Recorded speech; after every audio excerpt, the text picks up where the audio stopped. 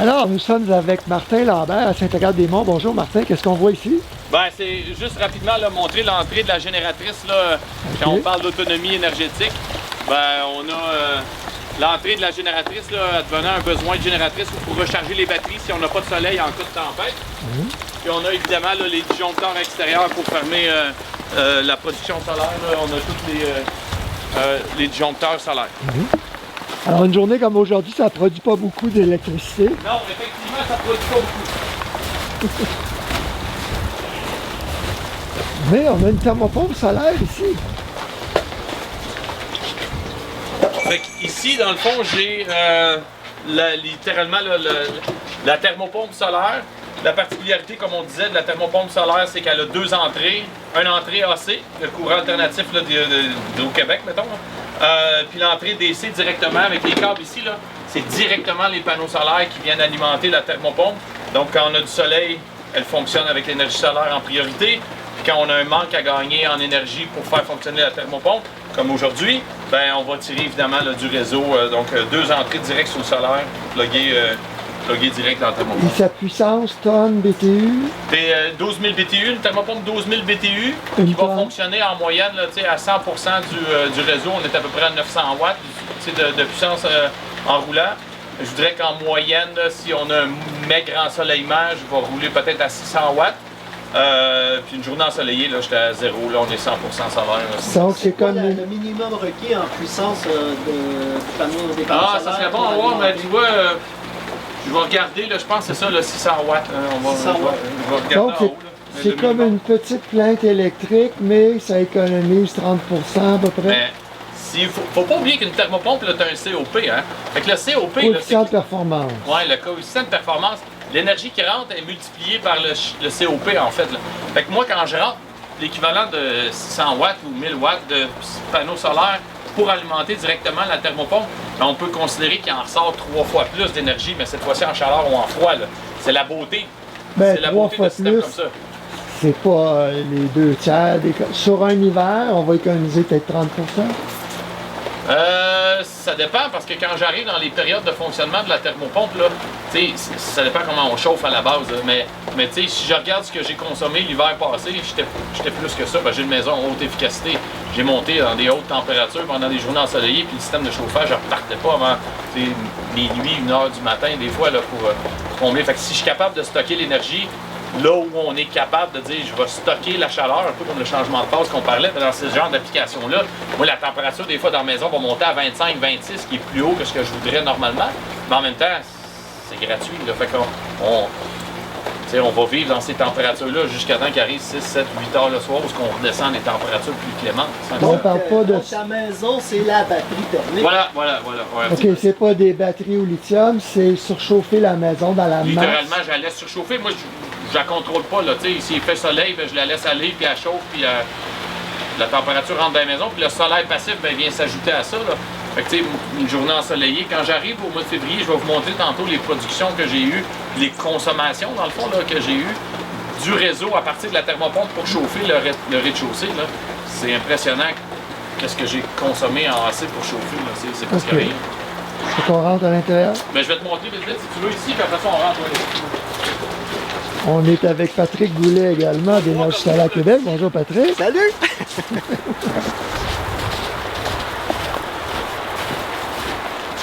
pouvez voir les trois qui sont sur le gazebo. C'est littéralement les trois qui sont dédiés à la thermopompe. Ouais. Le reste, les 21 plus achetés, le tout panel qui est tombé. Combien de wattage chacun? 320. 320 watts. Ouais. J'ai 3 panneaux de 320 pour la thermopompe, dédiés à la thermopompe. J'ai vraiment dédié à la thermopompe. Donc ces trois-là s'en vont directement dans la thermopompe. Puis les 21 qu'il y a à côté, ben, eux, ils sont directement dans le réseau. Là, ils produisent directement. Ça en série, tes panneaux. Les trois, moi, c'est ça, les trois,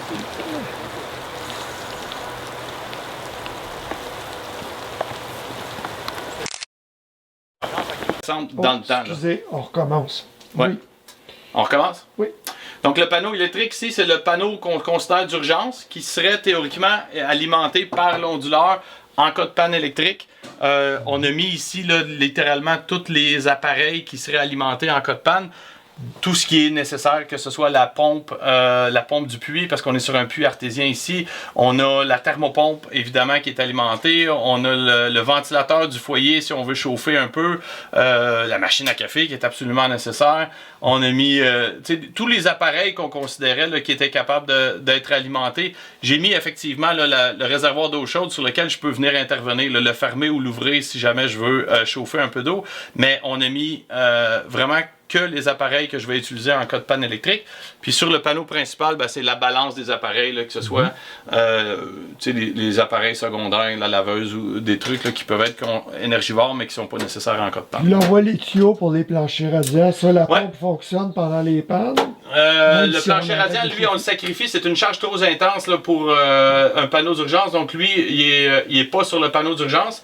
Un plancher là, éco-solariste, mais comme j'ai le chauffage le ventilateur du foyer et la thermopompe qui est alimentée là, solaire et sur le panneau d'urgence, j'ai pas besoin du plancher radiant. Là. Déjà que la maison elle se chauffe pratiquement toute seule en cas de panne ou en cas de situation. Là, mais c'est ça, j'avais compris qu'on ne chaufferait pas l'eau, mais est-ce que ça va quand même circuler un certain temps? Ah, oui, je peux faire fonctionner la pompe. Là. Oui, effectivement. Je peux faire fonctionner la pompe au besoin là, qui est alimentée dans le panneau d'urgence, mais la chaudière elle-même, c'est des trop grosses puissances pour chaudière électrique. Oui, absolument. Okay. Bon, on est vraiment... puis de toute façon, à la limite, là, avec la construction qu'on est ici, là, on est dans pas dans l'accessoire, mais presque dans l'accessoire, du moins pour le rez-de-chaussée. Chauffer avec le plancher radiant, c'est un gros pourcentage de confort versus le besoin réel de chauffage. La maison, elle se chauffe presque toute seule. Là. Donc, ça a été une dépense superflue, ce chauffage hydronique? Je te dirais une déformation professionnelle. Là. Je fais du plancher radiant un petit peu, mettons. Fait que c'est sûr qu'on voulait faire un truc démonstrateur puis montrer un peu là, la charge. On pourra le voir là, sur les beignes de courant qui sont installés sur toutes les prises. On peut voir vraiment c'est quoi la charge énergétique de chacun des appareils. Puis on n'est pas allé avec... moi, on a mis... J'ai un spa là, dehors. Là. On est vraiment avec des appareils que tout le monde peut espérer avoir. Puis je voulais être capable de montrer dans le gros bon sens qu'est-ce que ça veut dire, vivre confortablement, mais qu'on est capable d'obtenir une certaine autonomie. C'est pas... C'est que tu mesures la consommation de toutes tes charges. Emporia, c'est quoi ça? C'est lui qui m'aide. On va voir la plateforme tout à l'heure, mais c'est une plateforme qui est vendue, là, qui me permet, j'ai des beignes de courant installées dans le panneau électrique sur... Des beignes de courant, c'est-à-dire des ampères-mètres. Littéralement, là, qui me permettent chacun des disjoncteurs est mesuré. Chaque circuit là, est mesuré, c'est-à-dire que je suis capable de savoir là, dans le temps réel c'est quoi la consommation. Puis cet appareil-là, avec la plateforme web, nous donne accès là, à des données mensuelles, journalières, hebdomadaires, annuelles là, sur toutes les consommations de chacun des appareils. Fait que c'est vraiment là, couplé à ça, puis voir un peu ce que je produis en solaire. Là, on a accès à du mesurage, puis des données réelles. Là, on n'est pas dans la fabulation, là, on est vraiment capable de dire, écoute, c'est ça que ça tire, c'est ça que ça consomme. Nos clients qui sont en réseau, on est capable de leur dire, écoute, un chauffe-eau électrique, ça tire ça par année. Là. La réalité, c'est ça dans une consommation. C'est pas les estimations du gouvernement ou d'Hydro. Le spa, les gens nous demandent beaucoup, là, je peux-tu mettre un spa sur le solaire? Là, on dit, regarde, voici ce que ça coûte un spa utilisé intelligemment, voici la consommation réelle. Parce qu'on a beau vouloir dire, non, on va vivre. Les gens l'utilisent quand même. Mettrais-tu des panneaux technosolices pour un spa?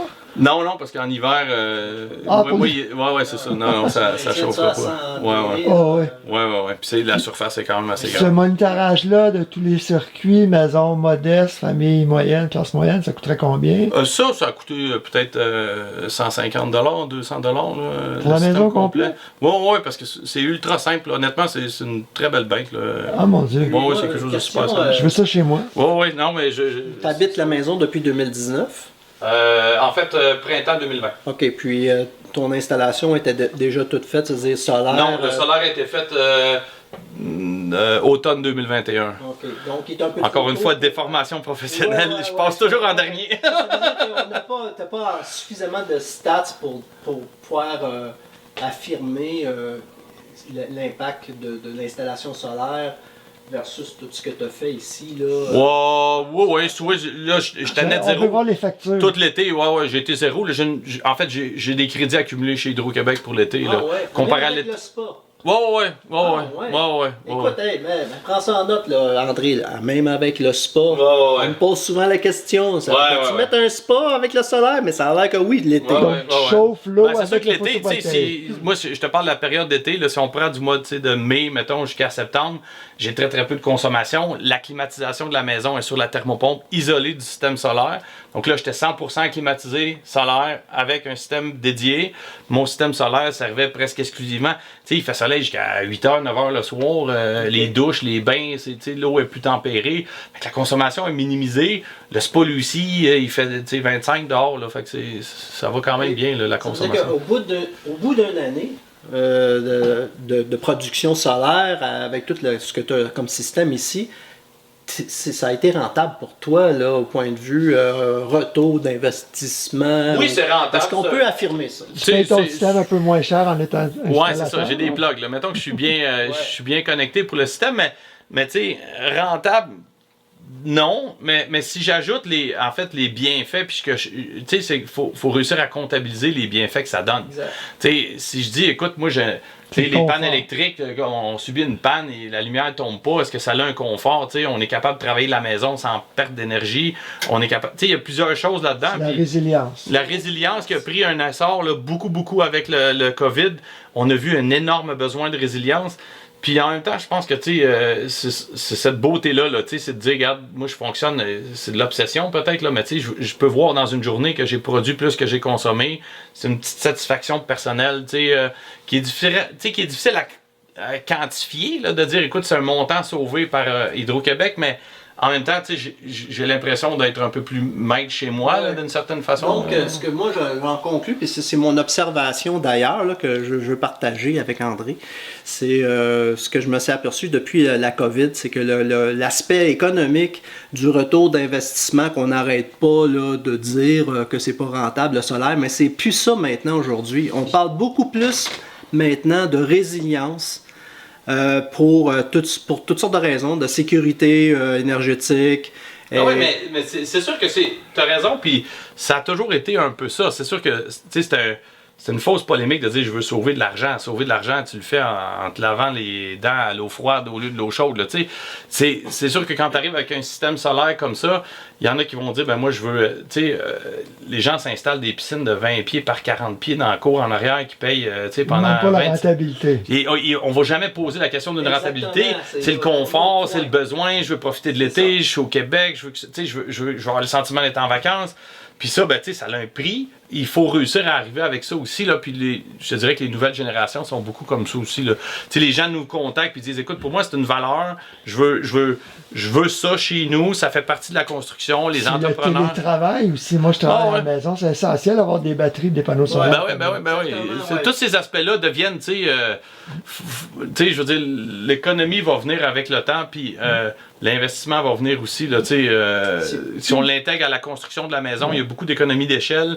Quand moi, les couvreurs, même au niveau professionnel, là, quand on travaille avec des projets intégrés, on va toujours intégrer les couvreurs pour venir faire la job sur le toit, poser tout le racking. Fait que le coût ajouté, il est difficilement mesurable de dire, écoute, le couvreur, au lieu de passer 8 heures, il va passer peut-être 9 heures ou 10 heures sur le toit à poser tout le racking. Ben, le coût est différent parce que j'arrive après avec, j'ai plus besoin d'envoyer une équipe d'installation solaire faire la job au complet. J'ai tous les échafaudages sur place, j'ai les nacelles sur place. Il faut travailler de façon intégrée avec les différents corps de métier pour réussir à dire on va rendre ça viable. Mais en bout de ligne, c'est une question de confort et de valeur à la base. C'est un plancher radiant, des plaintes électriques, c'est la même chose. Est-ce que j'ai besoin d'un plancher radiant? Non, je peux me chauffer avec des plaintes électriques, mais j'ai pas un client qui est jamais revenu chez nous et qui a dit hey, moi j'en mettrai plus jamais du plancher radiant. Ils ont tous dit je me passerai plus de ça. Ouais. Puis ça fait partie des valeurs maintenant. Là. Les gens disent je veux ça. Fait que les systèmes solaires comme ça, une fois que les gens l'ont, ils veulent plus revenir. Ici. On parle vraiment de confort, de résilience, puis de satisfaction d'avoir fait une installation comme nous, on l'entend. Ah ouais. Alors, l'aspect économique est de moins en moins l'argumentaire pourquoi tu fais ça, là, d'une installation solaire. C'est beaucoup plus maintenant pour la résilience, puis tes valeurs à toi. Là. Un peu comme tu viens de dire, moi, mes valeurs, c'est d'avoir une piscine creusée puis qui vont me coûter 1000$ par année pour la chauffer. Là. J'exagère, là, mais c'est un peu ça. Fait que, où la rentabilité là-dedans, mais il n'y en a pas. Okay? Non, c'est ça. Mais faut que ça soit ça qui se passe pour qu'on arrive à des résultats. Ultimement, on n'a plus le choix, là, je veux dire, la décision ne devrait même plus se poser. Il reste là, les décideurs politiques à s'embarquer là-dedans, mais je veux dire, les gens s'achètent un chalet à Saint-Sauveur, dans une rue passante, puis ils se servent de ça pour justifier de s'acheter un gros camion 4x4, dire j'habite dans Laurentides. C'est un choix, de plaisir, de confort, d'utilité, de peu importe, mais est-ce qu'ils en ont vraiment besoin? Non. Je suis content d'une certaine façon que le solaire embarque dans cette game-là maintenant, de dire, c'est un trip, c'est un goût, c'est un besoin que je me crée peut-être, mais en même temps, ça fait, il y a quand même un impact positif plutôt que négatif. Là, la sécurité énergétique de traverser une tempête de verglas, c'est pas du luxe. Là. Non, c'est ça. Je suis d'accord avec toi. C'est pour ça que les game changers, là, ce qui a changé la donne beaucoup, c'est aussi l'ajout des batteries, la nouvelle technologie des batteries au lithium, où ce que là, on a un investissement qui rejoint le reste des composantes. C'est-à-dire, la batterie, auparavant, c'était l'élément faible du système où on devait remettre un investissement, mettons, dans 2, 3, 4, 5 ans. Ben là, on est au part avec le reste des composantes, on dépasse le 10 ans, ben là, surtout si elle est en stand-by, la batterie, on peut espérer durer 15-20 ans. On est capable de justifier l'investissement, puis on peut vieillir avec son investissement sans être obligé de retourner à la banque aux 3 ans. C'est sûr que l'autonomie énergétique devient un facteur à considérer et qui est viable dans ce temps-là, parce que on l'a pour longtemps, c'est du long terme. Là, Hydro-Québec qui rentre ici puis qui alimente les charges principales, mais moi, quand Hydro-Québec rentre dans le panneau d'urgence, il rentre en premier dans l'onduleur. Puis là, après ça, il s'en va, il passe tout droit. En fait, c'est pas là. Il passe tout droit de l'onduleur, puis il s'en va dans mon panneau d'urgence pour être alimenté en temps normal. Puis advenant qu'il manque d'électricité, puis que lui, à son entrée, il voit plus de réseau, ben là, à ce moment-là, il tombe automatiquement ses batteries, puis alimente le panneau d'urgence. Fait que dans une journée typique, là, je vois pas de différence, puis l'onduleur travaille pas si ce n'est que de laisser rentrer le solaire. Puis dès qu'il y a un manque d'électricité, instantanément, ben lui, il vient combler le besoin. Fait qu'on a vraiment... Alors, ces nouveaux onduleurs-là peuvent avoir plusieurs entrées, même une génératrice. Hein? Oui, absolument, parce que j'ai l'entrée de la génératrice qui est ici à l'extérieur. J'ai vraiment, du côté résilience, j'ai les batteries qui vont alimenter en cas de panne électrique. Puis quand mes batteries vont tomber parce qu'il n'y a pas assez de soleil pour les recharger, puis le réseau n'est pas revenu, ben je peux directement, avec le côté de la maison, venir brancher une génératrice qui... peuvent théoriquement recharger les batteries en même temps qu'alimenter la maison le temps que les batteries soient chargées. 2 heures après, je retourne la génératrice au voisin, puis j'en ai pour un autre 2 jours d'autonomie. J'ai pas besoin d'avoir une génératrice sur place. Elle me sert d'outil de recharge de batterie, là, mais littéralement, là, on peut parler d'une autonomie beaucoup plus intéressante dans ce temps-là. Là.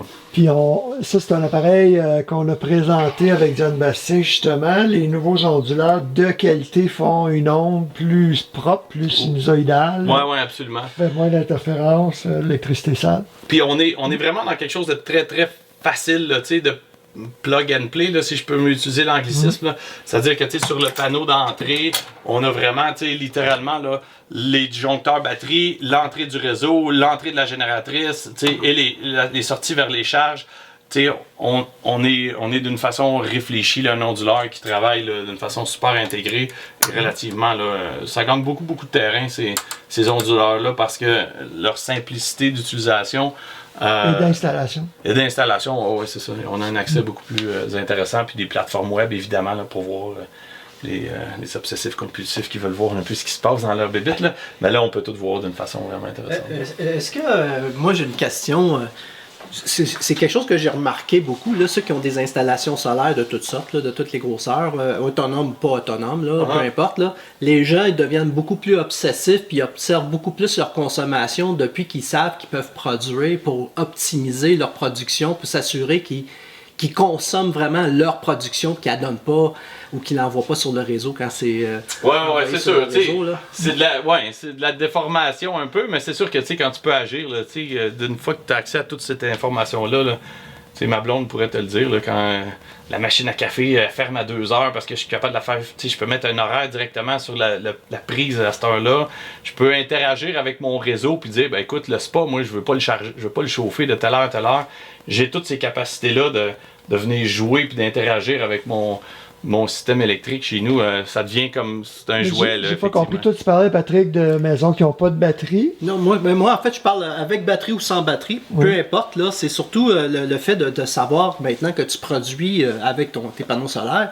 Mais là, tu deviens obsessif dans la consommation, puis la performance de toute ta maison au complet, là, comme Martin vient d'énumérer. De pas trop consommer. Ben, c'est ça. Mais quand tu as une belle journée ensoleillée là, qui sort, là, tu vas faire attention en partant de chez vous. Puis c'est le meilleur exemple, c'est ça. Cet été, là, je me levais, dans Laurentide, il va faire soleil, mettons, à 3h du matin. Pas 3h, mais tu sais, mettons, à 5h30, 6h, il va commencer à faire soleil, tu t'en vas travailler, tu sais que ça va être une journée phénoménale en soleil. Mais là, tu te dis, écoute, je vais aller chercher une production vraiment intéressante. Tu vas définitivement faire attention en partant pour fermer plusieurs appareils pour pas que des charges mortes continuent de s'additionner. Là, tu le sais, t'en es conscient, c'est un jeu vidéo, cette histoire-là. Là. Tu veux t'as les plus, tu interagis sur le plus puis le moins. Tu es capable tu sais que tu vas avoir une belle production solaire. Fait que Mais Patrick disait, c'est parce de ne pas envoyer sur le réseau. On veut le consommer pendant en fait, ça devient quasiment un challenge. Je dis, mais là, je veux pas l'envoyer à Hydro-Québec. Moi, je veux toute la consommer, puis je veux toute la garder chez nous. Fait que, si en plus tu as des batteries, mais là, je vais stocker tout ce que je peux stocker. Mais quand la nuit va arriver, là, c'est mes batteries qui embarquent, puis là, on va, tu sais, puis le moins possible, là, consommer, là, ça devient... C'est de l'autoconsommation. Moi, je peux le faire avec ça. C'est-à-dire que je peux dire à cet appareil-là, n'envoie pas sur le réseau. Tout ce qui est produit, tu vas le consommer ici. Puis je pourrais même édicter de dire, regarde, à la limite, si tu as de la surproduction, part des appareils. Tu sais, on est capable d'arriver avec ça. Des voitures électriques, l'interaction avec ce genre d'appareil-là qui est Emporia, mettons, de dire, écoute, on part. On charge l'auto si on a un surplus. Oui. On est capable d'arriver à tout ça avec de la programmation puis des systèmes. Ou chauffer un peu le chauffe-eau. Oui, absolument. Tu sais, de dire, on rouvre, c'est des contacts puis c'est des contrôles. Stocker dans l'auto le chauffe-eau plutôt que l'envoyer à Hydro-Québec, qui nous crédite un par un.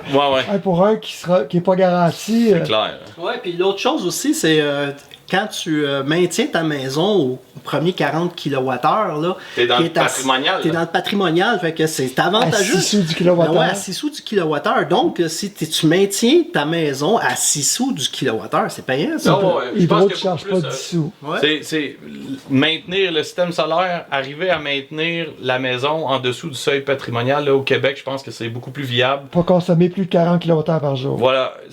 Je pense que ce projet-là est beaucoup plus viable que d'essayer d'atteindre l'énergie net zéro. On a tellement de grandes variations autour de l'année avec le climat québécois que d'essayer d'atteindre le net zéro, on va avoir la surproduction en été, oui, on va avoir la sous-production en hiver. Le concept est relativement difficile, puis on fait des gros compromis sur le confort. Quand on tombe avec le rester sous le seuil patrimonial, là, la rentabilité est beaucoup plus grande là, parce que c'est facile à atteindre avec un truc comme ça. Là. Mettons, je regarde ici mon application sur Emporia, là. Tu vas le voir. Ça, c'est toute ma production de la thermopompe. Regarde, là, j'ai tous mes éléments. Là. Ici, on est dans thermopompe. Puis là, je peux voir sur chaque mois le kilowattheure consommé. Quand je regarde, mettons, des mois comme le mois de juin, par exemple, là, c'est 8 kWh que ma thermopompe a consommé dans 30 jours. Là. C'est absolument rien. J'arrive au mois de juillet, 59, 86. Selon l'ensoleillement puis l'utilisation de la thermopompe, là, 173 kWh dans le mois. Pour le mois d'octobre, novembre, c'est des consommations qui sont simplement, ridicules. Ben oui. Puis quand je tombe ici, là, tu peux voir exactement toutes mes consommations. La thermopompe, plancher radiant, l'eau chaude, le spa, le four, l'échangeur d'air, tous les appareils que j'ai branchés, là, qui me permettent de voir un peu le pourcentage qui est utilisé de ma consommation à partir des appareils. C'est pas mal plus détaillé que ce qu'on aurait avec le site d'Hydro-Québec ou ILO. Oui, parce que c'est directement branché sur mes appareils.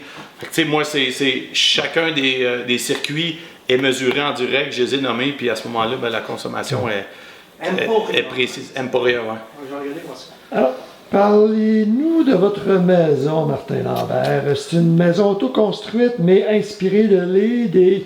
Est-ce que c'est La structure, l'enveloppe a été faite par l'Arix Construction de Val-David. Oui, absolument. On a travaillé le design de la maison, en fait, là, c'est ma femme Mélanie là, on a travaillé beaucoup avec les années sur l'idée. Là, elle, il y avait des besoins de son côté, il y avait des besoins du mien. Je travaille en haute efficacité énergétique, elle travaille dans l'immobilier. Fait qu'on arrivait avec une expertise complémentaire.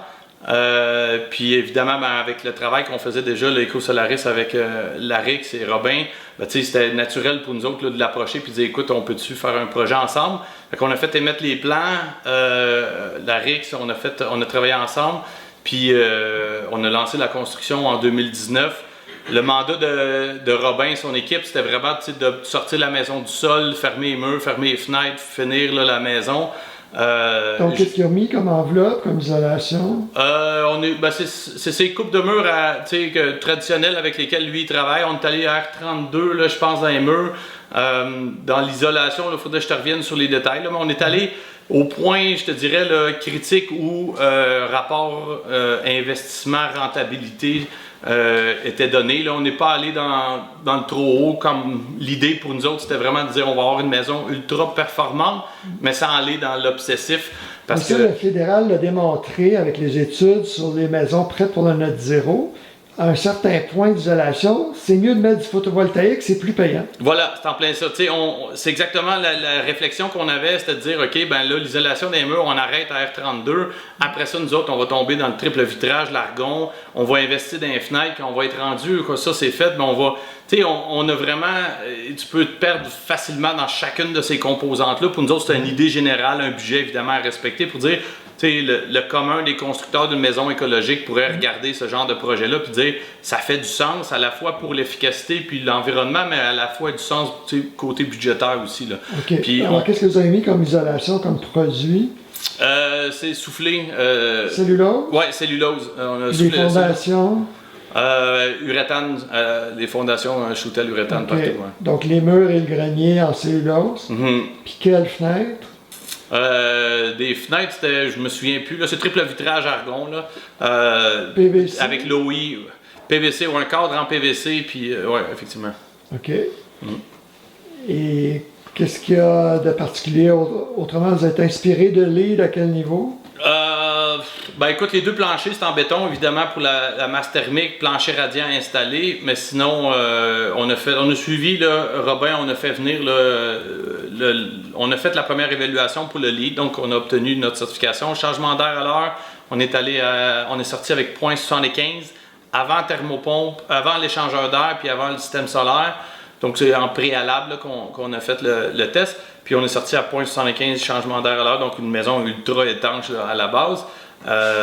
Puis la finition n'était pas faite. Là, quand le test a été fait, les murs n'étaient pas fermés avec le gyps. Ça fait qu'il y aurait déjà une étanchéité à les gagner. Là. Évidemment, vous avez un ventilateur avec passeur de chaleur de type Novoclimat. Oui, absolument. Haute efficacité, bien installé. Puis on a un foyer. Là, faut pas, le foyer, habituellement, on va perdre de l'efficacité là, sur le foyer. Fait que, je veux dire, le changement d'air à l'heure, évidemment. Là. Fait que, tu sais, non, l'équipe de Larix a été... Est-ce qu'il y a une prise d'air extérieure sur le foyer? Oui.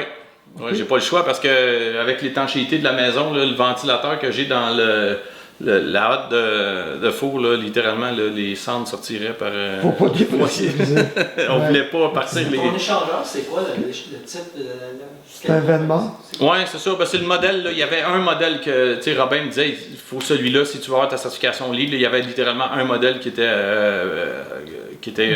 C'est ça. Donc vous l'avez fait certifier la maison LEED? C'est-à-dire qu'on a fait de la pré-certification, on a appliqué, on a fait faire les tests. La deuxième vérification pour la certification n'est pas faite parce que on est arrivé on est arrivé avec le COVID.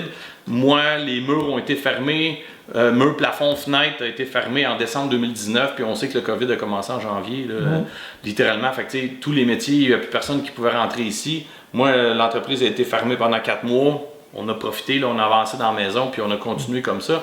Mais il y a beaucoup de, le landscape, tout l'aménagement paysager doit être fait avant que la finalisation du LEED arrive. Okay. Puis là, pour nous autres, on est 2 entrepreneurs, là, moi, ma femme... l'aménagement est toujours pas finalisé, fait que c'est sûr qu'on n'a pas... On cherchait pas le LEED nécessairement au départ, là, c'était pas quelque chose qui était un besoin pour nous. On voulait vivre dans une maison LEED, mais l'affiche sur le devant de la maison, t'as pas un besoin. Là. Puis la finition, c'est toi qui l'as fait ou c'est toi qui as embauché les sous-traitants ensuite? Un peu des deux. Là, j'ai fait quand même beaucoup de travaux. Étant dans l'industrie, là, j'ai beaucoup de gens avec qui je travaille, avec qui j'ai pu coller des faveurs pendant le COVID. Plomberie, électricité. Voilà, ouais. Puis toute la finition, là, j'ai un de mes très bons amis. Martin, raconte-nous un peu l'idée, c'est que vous avez réduit vos coûts de chauffage d'à peu près 50%.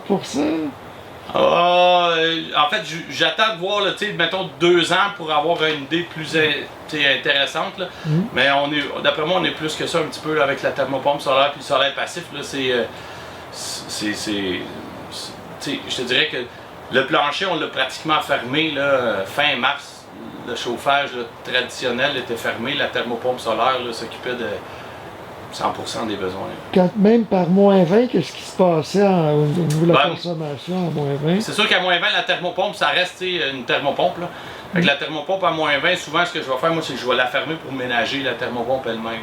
La durée de vie va être plus longue. C'est ça, c'est juste pas l'user prématurément. Là. Fait qu'on on la ferme. Mais tu sais, comme j'ai juste 3 panneaux solaires qui sont dédiés à la thermopompe, ben, l'énergie que je te dirais potentiel perdu n'est pas si grande que ça.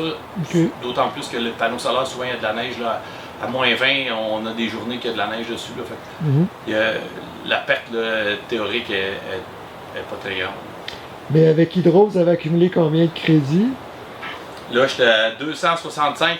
J'ai pas reçu l'autre facturation. Là, ça a pris une éternité. Évidemment, là, avec eux, on a été autorisé, on a été accepté, là, mais que j'ai ma première facturation, là, je l'ai eu littéralement au mois de septembre.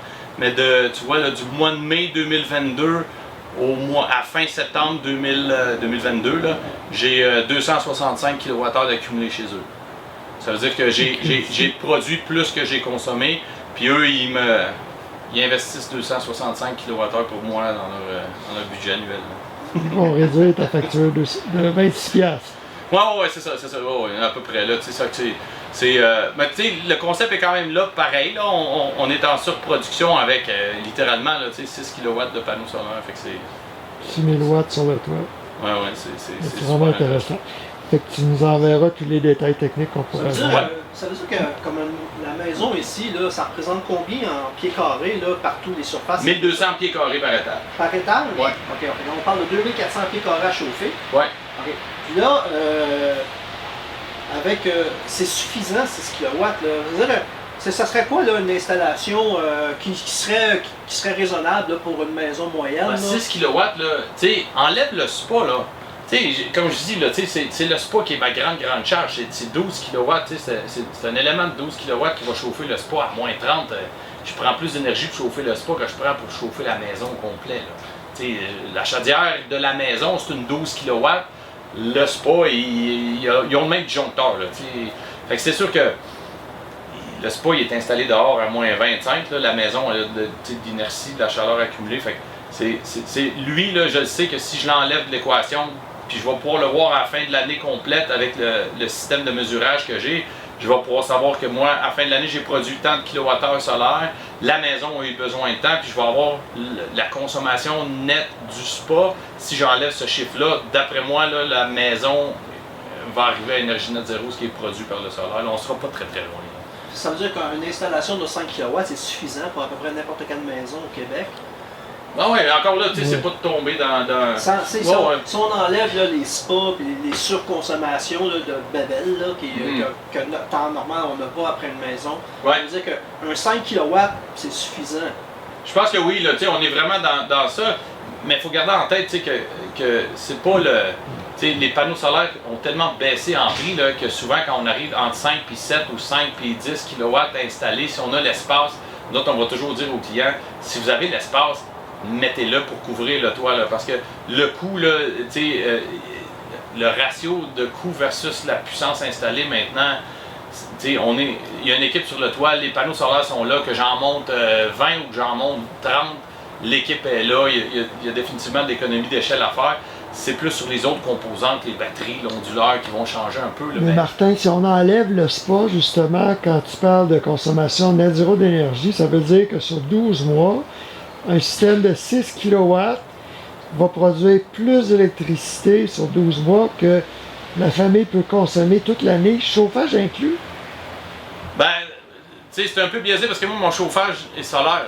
Solaire passif. Solaire passif et solaire actif avec la thermopompe qui m'enlève une grosse consommation de chauffage au départ. Si on reste avec des plaintes électriques, non.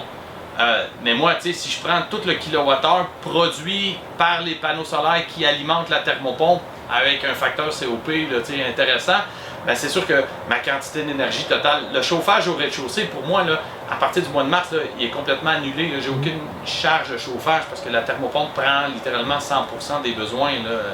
OK, alors quand est-ce que tu vas pouvoir m'envoyer les chiffres de ta production sur 12 mois et ta consommation sur 12 mois? Je vais travailler là-dessus, André, je te promets. C'est beau. Merci beaucoup. En conclusion, Oui, en conclusion, la maison à Martin est exceptionnelle dans le sens où elle est solaire passive, ses thermopompes sont branchées sur le solaire. Alors, pour une maison qui n'est pas passif, puis que sa thermopompe n'est pas branchée sur le solaire, puis que la personne décide de faire une installation solaire, mais qu'il n'y a pas de thermopompe, là, on va dire, qui roule ses plaintes, il n'y aura pas le résultat que tu as. Il faut quand même rester là. Je reste tout à fait. Puis l'idée là, du projet ici, c'était vraiment ça. Tu sais, c'est que on voulait pas arriver avec un projet qui était inatteignable. L'idée, c'était vraiment de dire, le commun des mortels, peux-tu se payer ça? Moi, ma réponse, là, c'est oui, on s'est payé des petits luxes, puis on était capable de vivre avec les petits luxes, puis tout le monde veut ces petits luxes-là. Tu sais, un chauffe-eau solaire à 7000$, là, les gens, c'est pas un luxe. Tu sais, c'est pas un petit luxe que les gens veulent se payer. Là, c'est pas oui, à la limite. Mais l'idée, c'est qu'une thermopompe solaire, on peut la rajouter par après, puis ça se fait très très bien. Tu sais, du solaire passif, ça se conçoit à la construction. On n'est pas obligé de tout mettre les patentes au départ. Mais tu sais, on voulait aller chercher des items qui sont, tu sais, le thermodrain, tu sais, le récupérateur de chaleur des eaux. Des petits items qui font, c'est la somme de ces petits items-là. On voulait rien d'extraordinaire. On veut, tu sais, quelque chose qui fait du sens, qui est bien pour ce qu'on était capable de se payer, puis qui va bien durer dans le temps. Tu sais, on n'est pas dans la démesure. Le système, je pense, de 6 kW, est-ce que j'aurais pu aller à 8, 9? Oui. Est-ce que je pourrais mettre 15-20 kW de batterie au lieu d'en mettre 10 kWh de batterie? Oui. Tu sais, mais on voulait rester dans quelque chose qui était quand même atteignable, tu sais, que quelqu'un pourrait dire. Raisonnable comme un mortel. Ouais, c'est ça. Tu sais, c'est ça. On voulait juste un beau projet à la hauteur d'une maison moyenne, puis le coût additionnel de la maison, de là l'idée de ne pas nécessairement aller trop dans le lit, puis ajouter des coûts, puis des ci, des ça. On voulait comme rester vraiment. Oui, parce que c'est son économie de chauffage qu'on va récupérer. Le surcoût qui est éliminé dans Nouveau Climat, le surcoût hypothécaire de Nouveau Climat, c'est le premier jour qu'on le récupère en économie d'énergie. Ouais, c'est ça. On savait que on aurait pu mettre plus d'isolation là, plus là, puis avec une maison exceptionnelle, puis dire oui, on est net zéro, là, je pense qu'on était là-dedans. On aurait pu être là-dedans, là, avec l'équipe qu'on avait de la RIX puis Éco-Solaris, mais c'était pas le but, là, c'était vraiment de dire, regarde, on fait quelque chose qui est comme atteignable, qu'on a des belles moyennes, puis encore là, peut-être le seuil patrimonial, là, on n'est pas net zéro à la fin de l'année, on n'est pas 100% autonome, mais tout ça fait du sens. J'ai une entrée de génératrice, j'ai des batteries, j'ai le système solaire. Ça vous coûte 6 sous le kilowattheure presque à l'année au lieu de 10 sous. C'est ça. Ben, moi, je te félicite sur ce. Merci beaucoup de la visite parce que c'est une maison qui est vraiment reproductive pour le commun des mortels. Ouais, c'était l'idée. Merci André.